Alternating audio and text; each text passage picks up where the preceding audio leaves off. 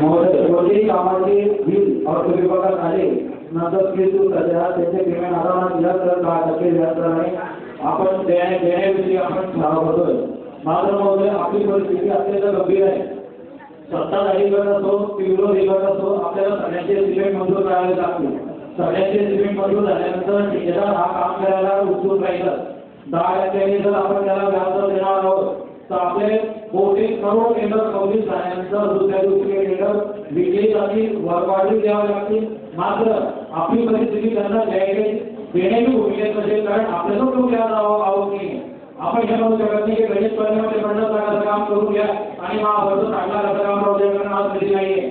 महोदय आपण मात्र क्रमांक कर्मचाऱ्यांचा समावेश आयोगाला पैसे देण्यासंदर्भात जे लोक सोडून आपल्यासाठी काम करतायत त्यांना पगार देण्यासाठी त्यांना वेतन वाढ मिळण्यासाठी आपल्याला अग्रिम रक्कम नाहीये. आपण तिथं लागू करू शकत नाही. मान्य आहे की आपल्या शहराचा विकास करण्यासाठी रस्त्यांचे गटारींचे गटर पाईप व्यवस्था जे काही आहे ते केंद्र संदर्भावर करता येईल. तर प्रशासनाने तो प्रस्ताव दिला आहे की DSR रेटने जो कोणी मक्तेदार काम करायला लागेल तिथं फार कमी क्वालिटीचे काम करणारे जे रेटमध्ये तयार असतील महोदय ते तर तयार झाले तर त्यांची कॉन्ट्रॅक्टरांची संख्याही कमी राहील, क्वालिटीचं कामही होईल आणि होणारी गर्दी कळेल आणि आपल्या नियमानुसार सुद्धा काम होईल. तर मला मत आहे की DSR रेटनुसार जो मक्तेदार तयार होईल त्याला 10% वाढ आपण द्यावी, अन्यथा 10% वाढ आपण देऊ.